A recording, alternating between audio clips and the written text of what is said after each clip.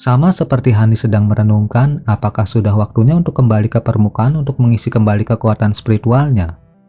Ekspresinya tiba-tiba berubah dan sedikit kejutan dan kegembiraan muncul di matanya. Dia segera menepuk kantong penyimpanan yang tergantung di pinggangnya, dan botol hitam kecil berisi iblis Jinko segera dipanggil. Botol itu terbalik di lava sebelum melepaskan kelima iblis. Kelima iblis itu jelas agak tidak nyaman di lahar, tetapi ki iblis putih keabu-abuan yang berputar-putar di sekitar tubuh mereka mampu menjaga suhu yang menyengat di teluk. Hani mulai melafalkan sesuatu, dan 5 iblis itu berubah menjadi kepala hantu, menghilang ke lava ke arah yang berbeda. Hani kemudian menggesekkan dengan bajunya lagi untuk melepaskan pilar naga apinya, dan penghalang cahaya merah muncul di sekitarnya. Pada saat yang sama, tubuhnya bergoyang sebelum menjadi kabur dan tidak jelas. Pada akhirnya, sepenuhnya menyamarkan dirinya di lava sekitarnya. Dengan demikian, seluruh tempat telah benar-benar sunyi selain dari suara lava yang mengalir sesekali. Sekitar 10 menit kemudian, seberkas cahaya merah menyala dan gagak api muncul dari lahar sebelum menyelam lebih dulu ke lahar di sisi lain. Hampir pada saat yang sama, lahar di dekatnya mulai melonjak dan jatuh dengan hebat, dan suhunya melonjak drastis lebih dari 2 kali lipat. Pada saat yang sama, cahaya perak menyala, dan sesuatu melesat dalam pengejaran di belakang gagak api. Saat cahaya perak menghilang, lahar di sekitarnya kembali ke keadaan semula. Tetapi suhu yang terik menolak untuk berhenti. Tepat pada saat itu, cahaya merah menyala dan Hani muncul di dekatnya dengan penghalang cahaya merahnya. Dia memasang ekspresi gembira di wajahnya saat dia mengejar ke arah yang dilewati cahaya perak itu. Dengan demikian, ketiganya mengejar satu sama lain secara berurutan, menempuh jarak puluhan ribu kilometer dalam beberapa jam, membawa mereka ke dekat kawah vulkanik tempat formasi telah didirikan sebelumnya. Namun masalah tiba-tiba melanda. Kecepatan dan ketangkasan gagak api tetap sama sekali tidak terpengaruh oleh lava di sekitarnya. Tapi itu jelas sedikit lebih lambat dari bola cahaya perak yang mengejarnya. Setelah pengejaran yang begitu ekstensif, cahaya perak akhirnya menyusul ketika mereka masih dekat dengan 10 km dari kawah gunung berapi. Cahaya perak tiba-tiba menerkam ke gagak api, dan cahaya merah dan perak saling terkait satu sama lain. Sementara itu, Hani terlalu takut untuk mendekati bola cahaya perak karena takut itu akan mengejutkannya. Tetapi melalui hubungan indera spiritualnya dengan gagak api, dia akhirnya bisa melihat sekilas bola cahaya perak ini. Ternyata itu adalah miniatur Pegasus yang ukurannya hanya sekitar beberapa inci. Seluruh tubuhnya berwarna putih bersih, namun sayapnya berwarna perak berkilauan. Segera setelah Pegasus itu menyusul gagak api, dia segera memanggil bunga api perak yang tak terhitung jumlahnya di permukaan sayapnya. Pegasus yang bergegas menuju gagak api, secara alami tidak lain adalah api roh sejati yang dimanifestasikan oleh esensi api matahari murni. Ketika gagak api pertama kali lahir, keadaannya sangat lemah. Itulah sebabnya Hani dapat dengan mudah menaklukkan dan menangkapnya. Namun setelah melahap ki glasial ribuan tahun yang tak terukur di gua giok mendalam istana malam utara, itu menjadi jauh lebih kuat. Dengan demikian, kekuatan sebenarnya cukup sebanding dengan esensi api matahari murni.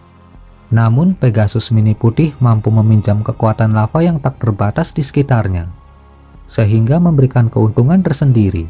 Sebaliknya, gagak api harus mengeluarkan sebagian dari kekuatan spiritualnya untuk menangkal suhu lava yang membakar, sehingga menempatkannya pada posisi yang lebih tidak menguntungkan. Dengan demikian, itu terdesak setelah hanya beberapa bentrokan.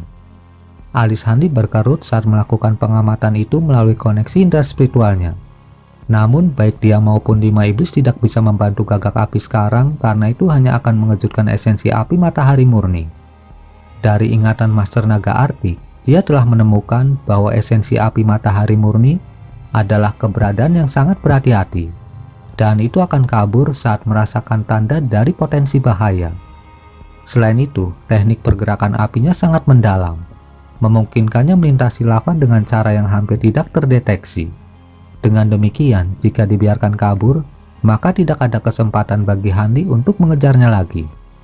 Jika esensi api matahari murni dikejutkan sekali, Hani tidak yakin apakah menggunakan gagak api sebagai umpan akan berhasil untuk kedua kalinya.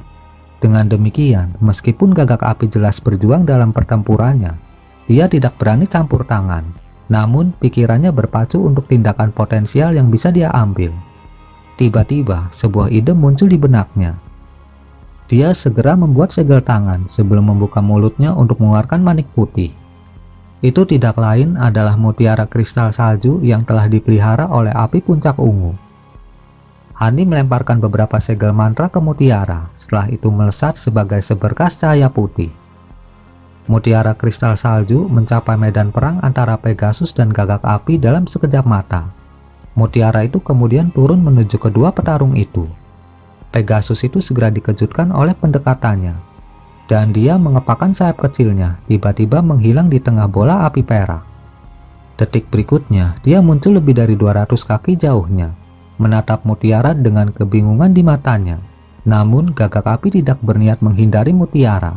Sebaliknya, dia mengambil kesempatan ini untuk menerkam mutiara sebelum menelannya, di mana cahaya merah terang meletus dari tubuhnya. Setelah melakukan itu, gagak api segera terus lari ke kejauhan tanpa ragu-ragu. Pegasus sedikit goyah saat melihat itu. Dia dengan hati-hati memeriksa sekelilingnya, dan setelah menentukan bahwa tidak ada yang perlu ditakuti, dia akhirnya melebarkan sayapnya dan mengejar sekali lagi. Namun dengan bantuan kekuatan api puncak ungu yang tersimpan di dalam mutiara kristal salju, gagak api terbang jauh lebih cepat dari sebelumnya, dan Pegasus tidak dapat mengejarnya untuk saat ini. Dalam sekejap mata, mereka berdua telah mencapai kawah gunung berapi yang sangat besar, diikuti oleh gagak api yang segera melesat ke atas menuju permukaan. Pegasus telah mengejar gagak api begitu lama, jadi dia secara alami tidak mau menyerah. Karena itu, dia dengan tergesa-gesa melebarkan sayapnya, dan juga terbang ke atas menuju permukaan. Keduanya adalah roh api. Jadi mereka secara alami tidak terhalang oleh lapisan tebal lava yang menghalangi jalan mereka. Beberapa saat kemudian, dua roh api muncul dari tanah satu demi satu, muncul tepat di dalam sangkar cahaya yang sangat besar. Begitu esensi api matahari murni muncul, dia merasakan ada sesuatu yang salah. Namun itu sudah terlambat. Boneka manusia sudah disiapkan sebelumnya, dan tiba-tiba dia menginjak kuali biru surgawi di bawah kakinya. Semburan api biru segera melesat dari dalam, berubah menjadi naga glasial biru dalam sekejap mata. Gagak api juga meluncurkan serangan balik, berbalik sebelum membuka paruhnya untuk mengeluarkan mutiara kristal salju. Pada saat yang sama, seluruh formasi diaktifkan oleh boneka manusia. Esensi api matahari segera mencoba melarikan diri kembali ke lahar setelah melihat itu. Kawah gunung berapi tempat dia dan gagak api adalah satu-satunya area yang sengaja dibiarkan bebas dari es biru. Namun saat formasi diaktifkan, es biru juga mulai menutup kawah itu.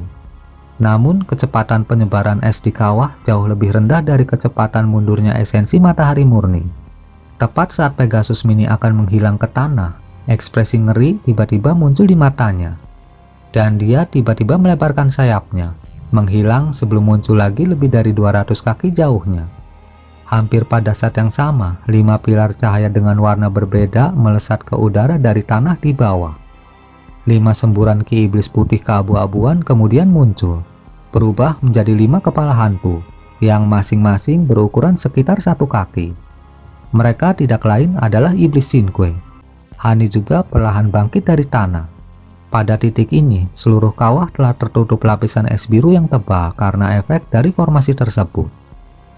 Hani berdiri di atas es biru dan mengangkat kepalanya dengan ekspresi serius di wajahnya. Naga glasial terwujud dari api biru surgawi, gagak api, dan 5 kepala hantu semuanya berkumpul menuju Pegasus. Namun seperti yang terungkap dalam ingatan Master Naga Arctic, esensi api matahari sangat gesit, berkedip di udara sebagai seberkas cahaya perak yang sama sekali tidak bisa dilacak. Gagak api adalah satu-satunya yang bisa menyamai kecepatannya, sementara 5 iblis dan naga glasial jelas tidak mampu mengimbanginya. Namun pada kesempatan ini, Pegasus adalah yang dilemahkan oleh ki glasial yang berasal dari sangkar api biru surgawi. Dan dengan peningkatan mutiara kristal salju Hanli, gagak api sekarang sedikit lebih cepat daripada esensi api matahari.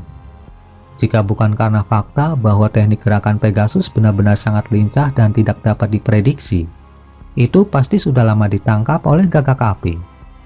Meski begitu, Pegasus itu masih diserang beberapa kali dalam waktu singkat oleh cahaya merah yang ditembakkan dari mulut gagak api, sehingga menimbulkan beberapa luka ringan padanya. Namun, Pegasus lebih suka membiarkan dirinya diserang daripada membalas, karena hal itu akan memaksanya untuk melambat, sehingga memberikan 5 iblis dan naga glasial kesempatan untuk mengejarnya. Honey berdiri di bawah dengan tangan tergenggam di belakang punggungnya, tampak puas hanya untuk menyaksikan. Sementara itu, boneka manusia mempertahankan fungsi formasi, sambil tanpa ekspresi memanipulasi naga glasial. Tiba-tiba, Pegasus itu mengidentifikasi sebuah peluang, dan meluncur turun ke tanah sebelum membiarkan dirinya diserang oleh salah satu serangan gagak api. Itu mencapai tanah di bawah dalam sekejap tanpa firasat apapun, lalu mencoba melepaskan teknik gerakan untuk melarikan diri dari tempat kejadian. Namun tubuh Pegasus itu goyah begitu bersentuhan dengan es biru di bawah.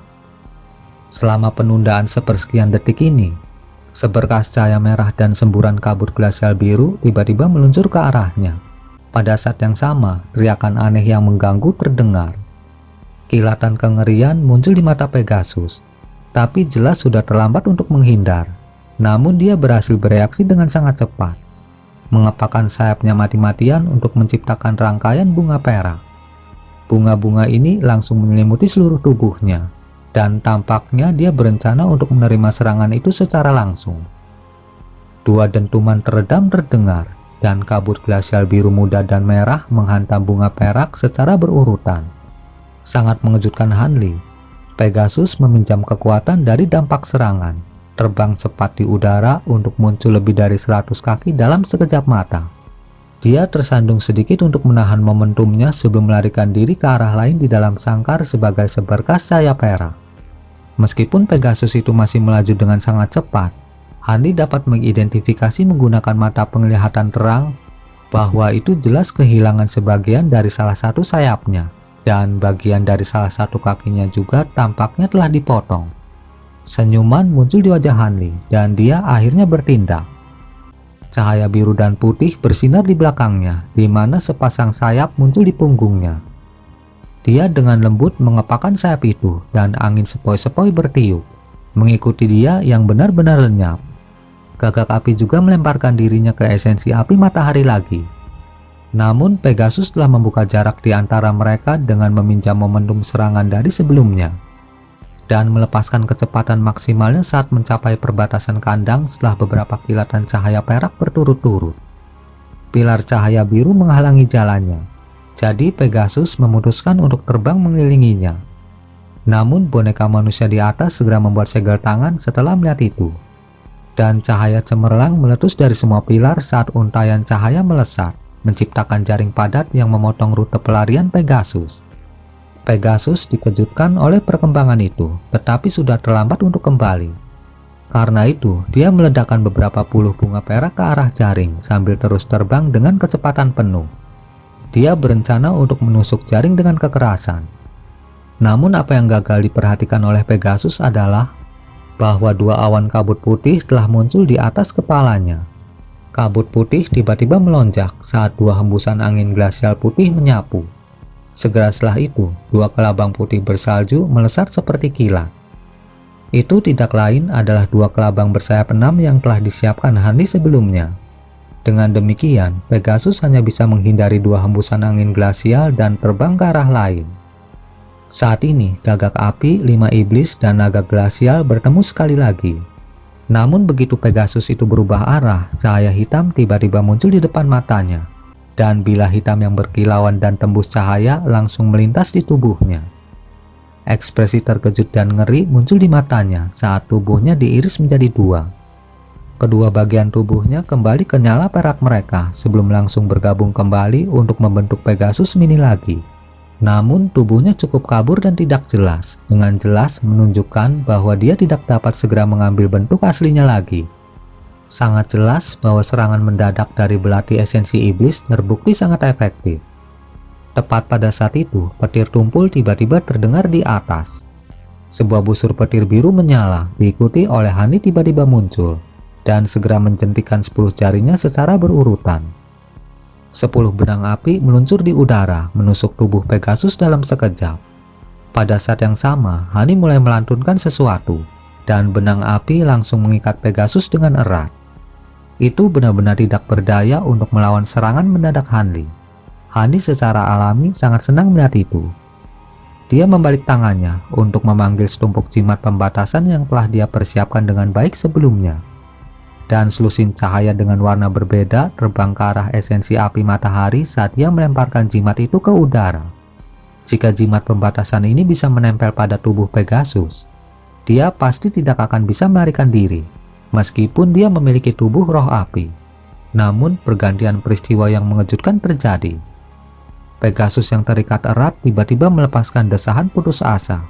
Saat cahaya perak cemerlang meletus di sekujur tubuhnya, benang api itu melepaskan diri dari tubuhnya, berkedip ke arah jimat pembatas yang mendekat. Ledakan keras meletus saat semua jimat menjadi debu. Sementara benang api terus meluncur ke arah Hanli. Bahkan Hanli yang selalu tenang terkejut dengan perkembangan itu. Namun dia segera memutuskan tindakan, mengangkat lengan sebelum melambaikan tangannya ke arah benang yang berapi-api. Benang itu segera menegang sebelum menghilang ke tangannya dengan sedikit enggan. Sementara itu, Pegasus memanfaatkan situasi itu untuk mencoba melarikan diri lagi. Ekspresi Hani menjadi gelap saat dia mendengus dengan dingin. Setelah mendengar suara dengusannya, Pegasus itu tiba-tiba bergidik saat tubuhnya jatuh tanpa sadar ke tanah. Hani telah melepaskan teknik rahasia duri roh beku miliknya. Hani mengepakkan sayapnya dan tiba-tiba menghilang, muncul tepat di bawah Pegasus yang jatuh di saat berikutnya. Pada kesempatan ini, dia hanya membuat gerakan meraih ke arah Pegasus daripada mengandalkan harta apapun. Sebuah tangan besar yang terbuat dari api ungu muncul dari udara tipis, dengan paksa mengunci Pegasus Mini dalam genggaman erat. Cahaya glasial ungu cemerlang meletus saat balok es ungu besar menyegel tubuh roh api di dalamnya. Pada saat itu, gagak api dan naga glasial juga akhirnya tiba. Keduanya terjun ke dalam es ungu tanpa ragu-ragu, dengan cepat menyatu menjadi satu dengan balok es di tengah kilatan cahaya spiritual. Hampir pada saat yang sama, Pegasus di dalam balok es tampaknya telah pulih dari efek duri roh beku, dan api perak segera meletus dengan keras di seluruh tubuhnya saat dia mencoba untuk melarikan diri. Namun dengan impuls api sejati Yin Agung ke dalam balok es, tidak mungkin itu bisa melarikan diri dalam waktu singkat. Naga glasial biru dan gagak api seperti ikan di air saat mereka mengelilingi Pegasus, meledakkan hembusan ki glasial dari mulut mereka untuk secara paksa menekan api peraknya. 5 iblis juga tiba. Masing-masing dari mereka meledakkan sejenis api glasial dari mulut mereka, yang kemudian menyatu membentuk api glasial 5 warna yang meluncur ke arah Pegasus Mini. Saat bersentuhan dengan api glasial 5 warna, Pegasus Mini segera menjadi sangat lamban. Sebaliknya, naga glasial dan gagak api tampaknya sama sekali tidak terpengaruh, meskipun api glasial 5 warna juga menyapu mereka. Sebaliknya, ki glasial yang mengepul dari mulut mereka menjadi lebih kuat. Pegasus Mini tidak dapat menahan serangan ganas seperti itu, dan secara bertahap mulai melambat lebih jauh karena auranya menjadi semakin lemah. Hani segera menyapu lengan bajunya ke udara setelah melihat itu, memanggil selusin jimat. Jimat itu segera menusuk balok es sebelum menempel ke tubuh Pegasus. Roh api akhirnya melepaskan perlawanannya dengan ekspresi putus asa di wajahnya. Cahaya perak yang terpancar dari tubuhnya meredup, dan dia tidak dapat lagi mempertahankan bentuk Pegasusnya. Dia kembali menjadi bola api perak yang berkilauan.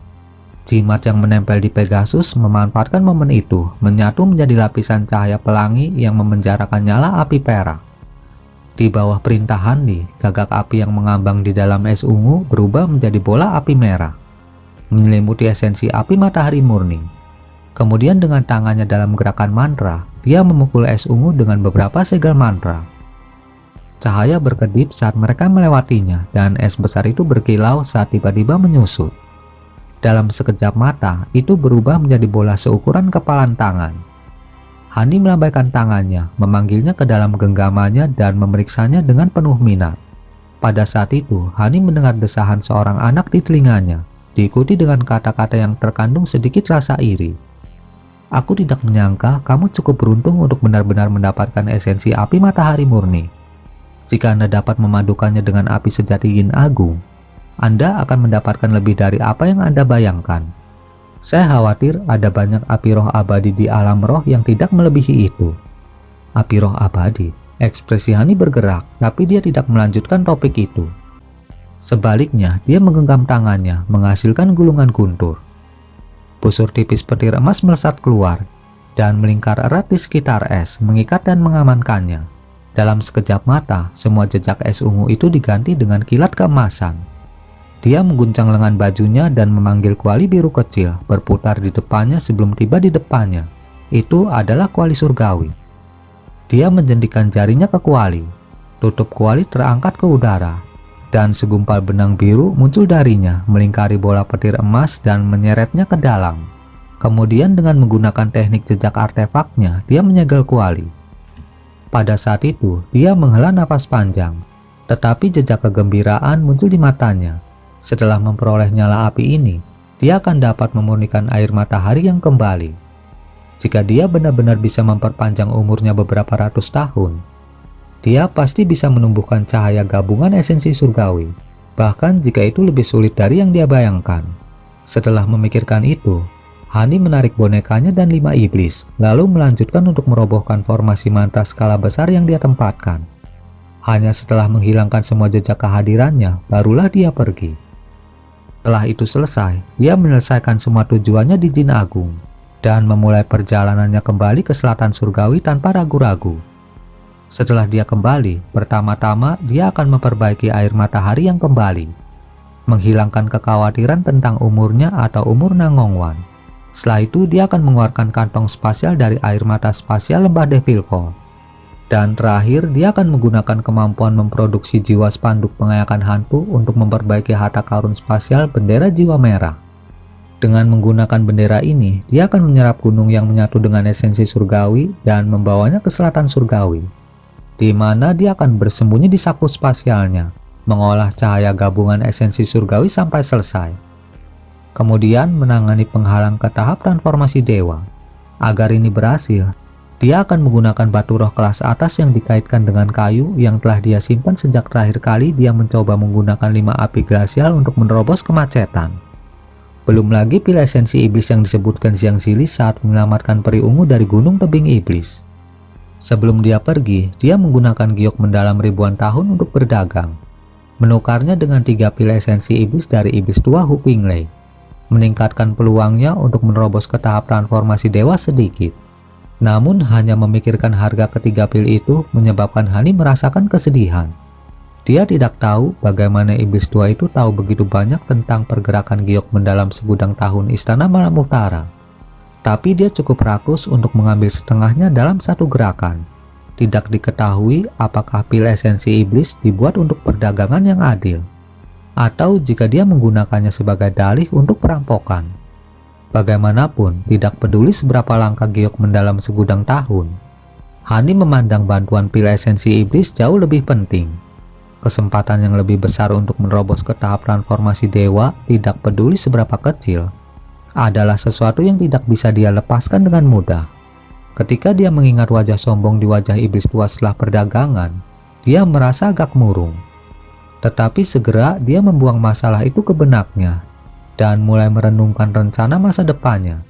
Beberapa hari kemudian, dia tiba di ujung kabut merah, menghilang dari tepi neraka api. Tidak lama kemudian, beberapa kultivator Jin Agung yang mengetahui kekuatan Hani juga menyadari bahwa dia menghilang secara tiba-tiba. Setelah memastikan bahwa Hani benar-benar telah pergi dari Jin Agung, semua menghela nafas lega. Meskipun nama Hani tidak bergema di dunia kultivasi Jin Agung, ada beberapa rumor fantastis yang terkait dengannya, dan dia dibicarakan di eselon yang lebih tinggi dari beberapa sekte besar. Ada seorang kultivator yang bukan dari tahap transformasi dewa, tetapi mampu berteman dengan kultivator transformasi dewa dengan pijakan yang sama, dan bahkan dapat dengan mudah membunuh kultivator jiwa baru lahir dari kelas yang sama. Dia juga tidak takut esensinya terkikis dari ki surga dan bumi duniawi. Hal ini menyebabkan banyak eksentrik menahannya dalam ketakutan. Sekarang setelah tahu Hani tidak berniat mendirikan sekte di Jin Agung, mereka menghela nafas lega dan tidak mengingatnya. Sejak hari Hani menghilang, waktu perlahan berlalu. Seolah 40 tahun berlalu dalam sekejap mata. Selama waktu ini, dunia kultivasi Jin Agung sangat damai. Meskipun ada peristiwa yang terjadi sesekali, tidak ada yang mengguncang dunia. Tetapi pada saat yang sama, tawa gembira terdengar di sebuah gua yang berjarak ribuan kilometer jauhnya di selatan surgawi. Semua kerja kerasku akhirnya terbayar. Saya akhirnya memurnikan api. Dengan ini, saya bisa menciptakan air matahari yang kembali. Akhirnya, tawa di dalam gua mereda hingga hanya ada keheningan. Sebulan kemudian, siluet menyelinap keluar dari gua gunung dan merobek langit dengan garis biru. 3 bulan kemudian, seorang pria muda muncul di dalam lembah Devil Fall, diam-diam berjalan ke kedalaman lembah sebelum menghilang sekali lagi. Beberapa bulan berlalu dan sebuah gunung kecil di dalam lembah tiba-tiba memancarkan ki hantu gelap yang tak berujung. Kabut itu hitam pekat seperti tinta dan menyelimuti seluruh 50 km di sekitarnya. Angin ini menyapu kabut, membawa ratapan hantu yang tak terhitung jumlahnya. Jika ada yang berjalan melewatinya, mereka akan percaya bahwa mereka berada di dunia bawah. Peristiwa luar biasa ini berlanjut selama setengah tahun sebelum Yinki berangsur-angsur menghilang. Sebulan kemudian, pemuda itu secara aneh muncul dari lembah Devil Fall dan pergi setenang dia muncul. Karena teknik gerakan dan penyembunyiannya luar biasa, tidak ada yang mendeteksi jejaknya. Tentu saja, orang ini adalah Hanli, yang baru saja selesai memperbaiki bendera jiwa merah dan kantong spasial. Beberapa dekade sebelumnya ketika dia kembali ke sekte awan melayang dari Jin Agung, dia menghabiskan banyak usaha sebelum akhirnya menyempurnakan air matahari yang kembali dan mengambilnya sendiri. Dan beberapa bulan kemudian, dia memurnikan beberapa botol lagi. Karena Nangongwan masih dalam pengasingan, dia mengirimkan salah satu botol ke kediaman guanya dengan pedang terbang. Kemudian dia pergi ke lembah Devil Fall untuk memperbaiki bendera jiwa merah. Dengan jiwa-jiwa yang melimpah dari spanduk pengayakan hantu dan bimbingan dari binatang langit, dia mampu menyempurnakannya dengan lancar meskipun butuh waktu. Sisa dari bendera angin hitam akhirnya berubah menjadi bendera jiwa merah. Saat ini, Hanli telah kembali ke sekte awan melayang dan mulai memahami 2 lapisan pertama cahaya yang menyatu dengan esensi surgawi. Lagi pula dengan bendera jiwa merah di tangan, dia pasti bisa membawa gunung gabungan esensi surgawi. Sebelum dia memasuki pengasingan, dia tiba-tiba memikirkan sesuatu dan ragu-ragu, sebelum membawa sebotol air matahari yang kembali ke taman obat.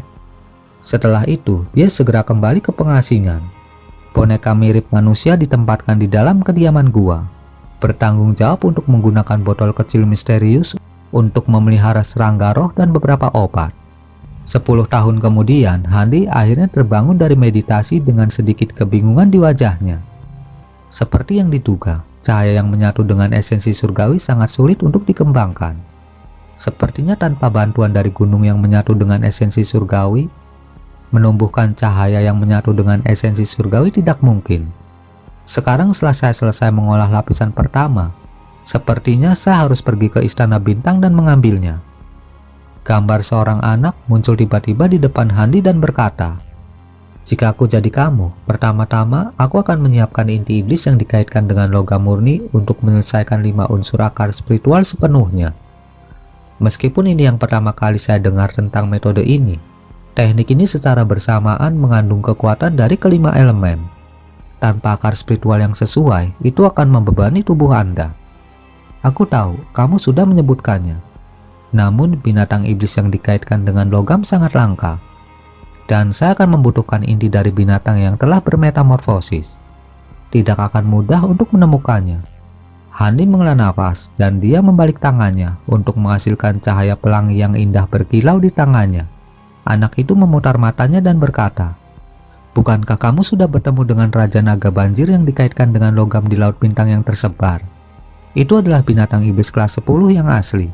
Inti iblisnya seharusnya cukup." Hanli mengerutkan kening dan perlahan berkata, "Tentu saja. Tapi binatang iblis itu hidup di laut luar. Tidak akan mudah dijangkau. Saya harus terlebih dahulu menyiapkan beberapa alat sihir tipe logam sebelum saya mempertimbangkannya. Aku ingat kamu mengatakan bahwa aku bisa menggunakan alat sihir untuk menggantikan akar spiritual juga. Anak laki-laki itu menggelengkan kepalanya. Memang benar kamu bisa menggunakan alat sihir alih-alih inti iblis untuk menggantikan akar spiritual. Namun itu akan jauh lebih lambat untuk disempurnakan dan ada tingkat resiko tertentu. Dengan air matahari kembali, sedikit waktu tidak menjadi masalah bagiku. Mari kita lanjutkan membicarakan hal ini setelah saya tiba di Laut Bintang yang tersebar. Hanli mengangguk dan berdiri, meregangkan anggota tubuhnya sebelum berjalan keluar dari ruangan terpencil. Dalam kilatan cahaya perak, Hanli lainnya muncul di depannya. Hanli tidak memikirkannya dan secara mental bertukar sedikit informasi dengan jiwa baru lahir kedua di bonekanya. Dalam ekspresi yang tiba-tiba berubah, wajahnya berubah dan dia berteriak, "Apa telapak tangan Dewi yang mendalam telah dihidupkan kembali?" Ketika Hanli memperoleh informasi itu dari bonekanya, pikirannya mengalami kejutan besar. Sebelum dia mengasingkan diri, dia memang menuangkan beberapa tetes air matahari yang kembali ke telapak Dewi yang mendalam karena penasaran. Tetapi itu tetap mati seperti biasa. Tetapi dengan berita kebangkitannya, dia hampir tidak bisa mempercayainya. Hanli segera menuju ke taman obat. Telapak tangan Dewi yang mendalam ditempatkan di samping beberapa obat roh berharga lainnya seperti Ninkel Spirit Ginseng. Ketika dia tiba, dia dengan jelas melihat kondisi telapak tangan Dewi yang mendalam. Terlepas dari persiapan mental yang dia buat, dia sangat terkejut. Awalnya, cairan hijau dari botol kecil misterius hanya merubah warnanya menjadi hijau sedikit tetapi tetap benar-benar kering. Tapi sekarang telapak tangannya menyebar ke seluruh tanah. Itu subur, hijau, dan penuh dengan kehidupan. Pohon anggur memancarkan aroma samar yang melebihi kualitas obat-obatan di kebun. Bahkan inkarnasi kelinci putih Ninkel Spirit Ginseng merasa nyaman tidur di salah satu akar pohon anggur. Ketika Hanli tiba di dekatnya, telinga kelinci putih itu bergerak dan matanya yang merah api membuka sedikit dan melanjutkan tidurnya setelah melihat itu adalah Hanli. Setelah beberapa ratus tahun berhubungan dengan Hanli, inkarnasi Ninkel Spirit Ginseng mulai memperlakukan taman Hanli sebagai miliknya. Di bawah perlindungannya, kelinci tidak menemui bahaya sedikit pun dan tidak lagi merasakan bahaya apapun terhadapnya. Hanli tetap diam dan tidak mengganggunya. Sebaliknya, dia mulai memeriksa pohon anggur. Selain memancarkan ki spiritual yang menakjubkan, telapak Dewi mendalam yang dihidupkan kembali tampak tidak berbeda dari tanaman merambat biasa. Tetapi dengan pemeriksaan yang cermat, seseorang dapat menemukan beberapa perbedaan yang aneh. Warna pohon anggur itu hijau zamrud, tetapi permukaannya tampak seperti kilau metalik. Selain itu, urat daun pohon anggur itu aneh. Masing-masing berbeda tetapi agak akrab.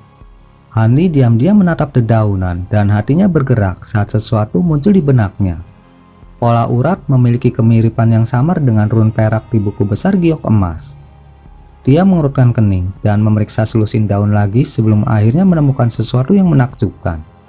Pola urat menulis setengah dari skrip run perak, seolah-olah hanya ditulis setengah selesai.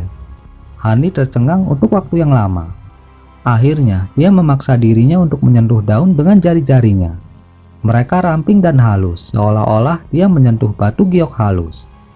Dia mengelus dagunya dan mulai memasang ekspresi termenung. Pada saat itu, dia berpikir untuk memanggil binatang langit dan menanyakan beberapa pertanyaan yang berhubungan dengan pohon roh. Tapi dia akhirnya memutuskan untuk tidak melakukannya. Saat ini, anak itu kemungkinan besar sedang berkultivasi di dalam kuali surgawi. Dia sama sekali tidak tahu apa yang sedang terjadi. Sejak Hanli kembali ke kediaman guanya, dia tidak menggunakan kekuatan kuali dan benar-benar memutuskan koneksi binatang langit keluar. Selama dia dalam kultivasi terpencil, dia tidak akan melepaskan binatang langit untuk mencegah rahasianya diketahui. Karena itu, binatang langit sama sekali tidak tahu tentang botol kecil misterius itu. Adapun rumor atau legenda tentang telapak Dewi yang mendalam, Hanli sudah menelitinya. Menurut beberapa mitos penciptaan, ketika kehidupan muncul dari kekacauan awal, pohon-pohon roh diciptakan.